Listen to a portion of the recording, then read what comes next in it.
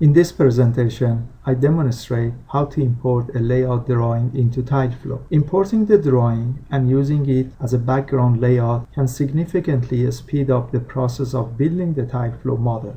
These are the steps for importing the drawing. First, set the size of the floor and save the model. Then, import the drawing. The accepted drawing formats are shown here. Therefore, if you have an AutoCAD or Visio drawing, you need to first save it in one of these formats and then import to TileFlow. We recommend PDF format.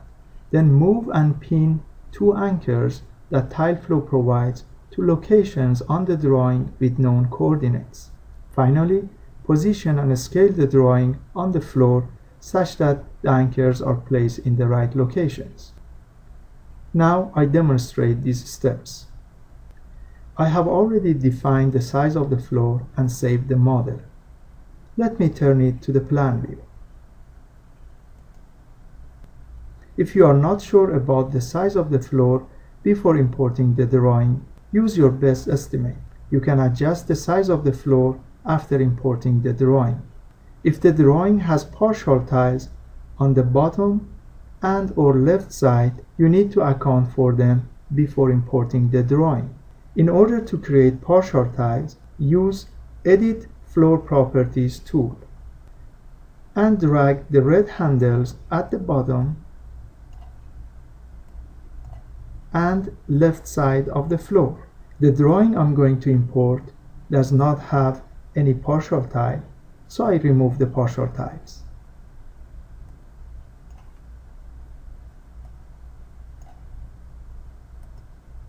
To import the drawing, use the Edit menu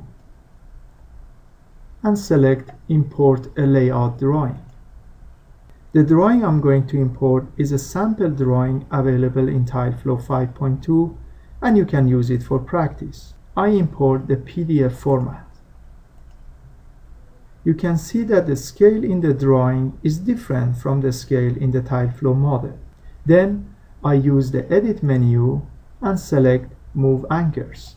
The drawing is now highlighted and two anchors, one red and one blue, are placed on the drawing. We need to move the anchors to location on the drawing with known coordinates.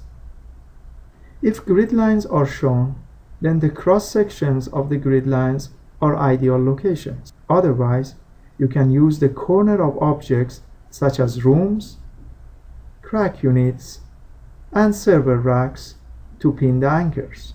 Now I move the red anchor at the cross section of the first column and second row. Then I move the blue anchor at a location sufficiently far from the red anchor.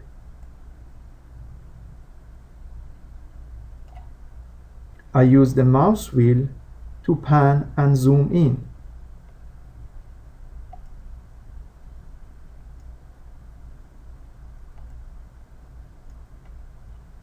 Then I make fine adjustment to make sure that the handles are precisely at the grid locations.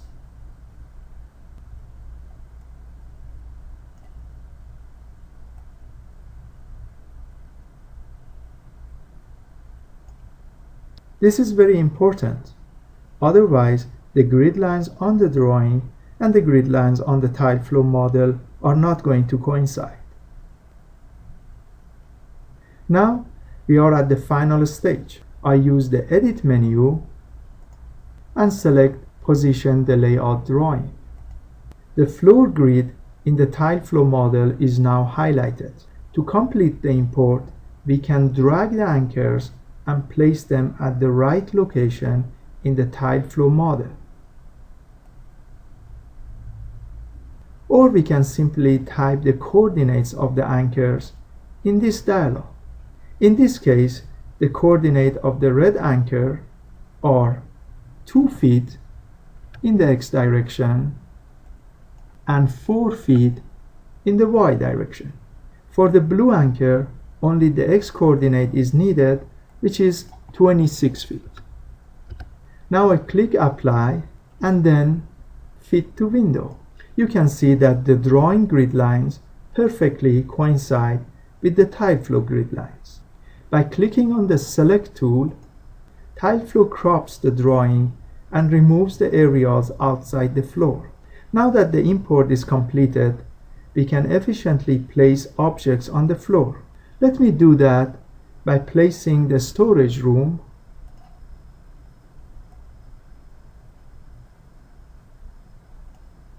two columns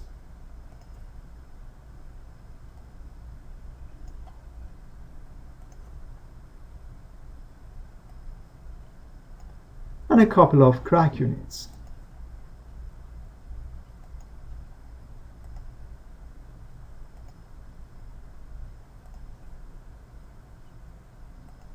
I will also add 2 rows of perforated tiles.